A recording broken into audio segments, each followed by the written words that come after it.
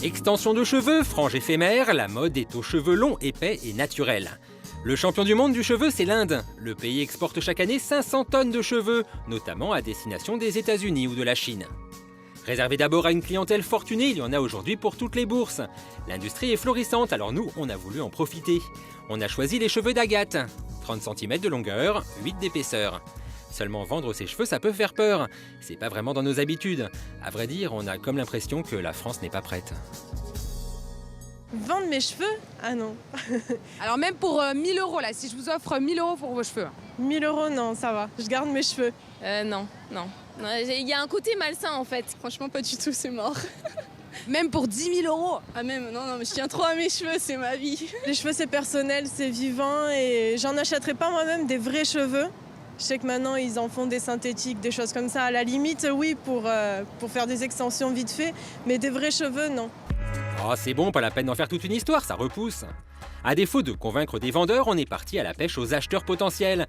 On a tenté notre chance chez différents coiffeurs. Je souhaite couper mes cheveux et j'ai une amie qui m'a dit que certains coiffeurs achètent les cheveux. Est-ce que vous faites ça du tout? Non. Bon, on peut pas dire qu'ils se ruent tous sur nos cheveux, mais on a quand même eu une proposition. Normalement, nous, le coiffeur, ce qu'on fait, c'est que si on a vraiment une longueur et une épaisseur intéressante, à la limite, moi, je vous offre la coupe. Des cheveux, une coupe. La coupe gratuite, c'est sympa, mais nous, on veut de l'argent. Bonjour. Du coup, on s'est rendu chez Tania. Les cheveux, elle en connaît un brin. Son salon est spécialiste des extensions et masques capillaires en tout genre. En plus, elle a déjà travaillé pour des fabricants. On a essayé de faire affaire donc, mais vendre ses cheveux, c'est pas si simple. En France, il n'y a pas vraiment de réseau par rapport aux cheveux. Normalement, il faut les proposer à des acheteurs qui, eux, ensuite vont les vendre à des usines, qui, les usines vont les vendre à des marques, etc. Il y a quand même tout un processus à respecter, donc c'est délicat. Et oui, et c'est un processus quasiment industriel.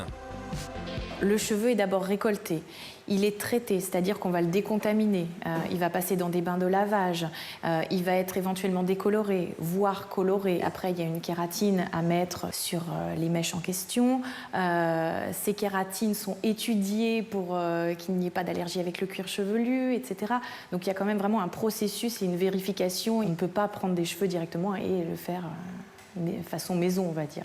Comment est-ce qu'on jauge de la qualité d'un cheveu? Alors, le cheveu européen, c'est un cheveu qui va être peu traité. On jauge la qualité par rapport à ça, le traitement qu'on va faire dessus. C'est vrai qu'un cheveu qui a été décoloré puis recoloré va être sensibilisé. Bon, on en fait quoi de nos cheveux alors? Lors de notre visite chez les coiffeurs, certains nous ont donné un bon conseil. Vous devriez taper Sur Internet. Internet, bien sûr, le terrain de jeu des transactions en tout genre. En un clic, on tombe sur un site dédié à la vente de cheveux des particuliers. Une aubaine. En plus, ça n'a pas l'air bien compliqué. Ni une ni deux, on postule sur le site. Juste besoin d'une photo de nos cheveux et quand même d'une participation de 6 € pour poster son annonce. Reste à estimer notre chevelure. On a tenté une annonce à 100 € parce qu'on le vaut bien. Enfin, on pense. Bingo, dès le premier jour, notre annonce attire 4 acheteurs prometteurs qui nous posent des questions très précises sur nos habitudes capillaires. Bref, tout ça a l'air très sérieux, du coup on fixe un rendez-vous. C'est qu'on veut pas vendre nos cheveux à n'importe qui. Je vous présente mon frère qui m'a accompagné. Vous n'auriez pas trop confiance? C'est la première fois que je fais ça, donc dois-je vous avouer que je sais pas trop. Non, vous avez raison, on sait jamais. Surprise, notre acheteur ne travaille pas du tout dans le cheveu, mais est en recherche pour des projets artistiques personnels. À la limite, on préfère pas en savoir plus, tant qu'il passe à la caisse. Vous faites pas monter les enchères quand même. C'est-à-dire on les monte pour moi. Je dois avouer que j'ai eu certains acheteurs, possibles acquéreurs, qui m'ont proposé déjà le double. Mais oui. Ah, c'est qu'on débute, Ça se passe comment une vente de cheveux? Et comment vous allez procéder? C'est-à-dire que je vais chez mon coiffeur, C'est je comme vous vous préférez. demande Sinon, moi, je peux faire une coupe carrée et puis après... quelque chose d'assez basique et après je retourne chez le coiffeur. Voilà, je peux le faire parce que je vous ai dit, j'ai une certaine expérience. Ouais. Ok, y a plus qu'à se mettre d'accord sur le prix. Et du coup, en termes de prix, est-ce que ça vous paraît... Ça me paraît juste au prix, quoi. Enfin, je veux dire, moi, ce serait vraiment donné, quoi. Ouais. Après, plus on en voit, ça dépend. Il y a des montants assez étonnants parfois. Oui, j'ai vu ça. Entre 100 et 200 € ça me paraît être raisonnable. Ouais, c'est ça.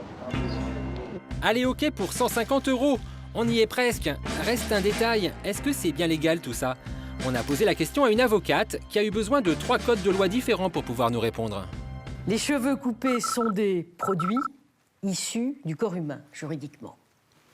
Et le Code civil interdit formellement de vendre les produits issus du corps humain. Ah, donc c'est illégal alors. Mais le Code de la santé publique exclut de son champ d'application les ongles, les dents, les poils, les cheveux. Si bien que les personnes qui veulent vendre leurs cheveux et les personnes physiques ou morales qui veulent en faire le commerce se fondent sur cette exception du Code de la santé publique. Ah, donc c'est légal alors. Mais attention, le vendeur de cheveux, il est tenu à proposer de la qualité. Hein. Les cheveux sales, les poux, les bactéries, ça peut lui retomber dessus. Il a pris le risque de mettre sur le marché des cheveux qui ne sont pas encadrés par le Code de la santé publique. Il va donc devoir mettre en œuvre les règles de l'art, c'est-à-dire les règles d'hygiène, c'est-à-dire tous les traitements nécessaires à la qualité du produit et à la sécurité. Sinon, il engage sa responsabilité au titre d'un troisième code, qui est le code de la consommation, qui permettra au nouvel acquéreur des cheveux de se plaindre à la fois civilement et pénalement si, dans le cheveu, on trouve des bactéries ou que la santé du nouvel acquéreur est compromise lorsqu'il les utilise normalement. Alors avis aux amateurs, vendre ses cheveux, c'est un bon plan. Vous pouvez faire comme Natacha. Cette Brésilienne n'avait jamais coupé ses cheveux. Résultat, 1,57 m de tignasse. Elle les a vendus 3 600 €. Voilà, maintenant elle n'a plus qu'à attendre que ça repousse.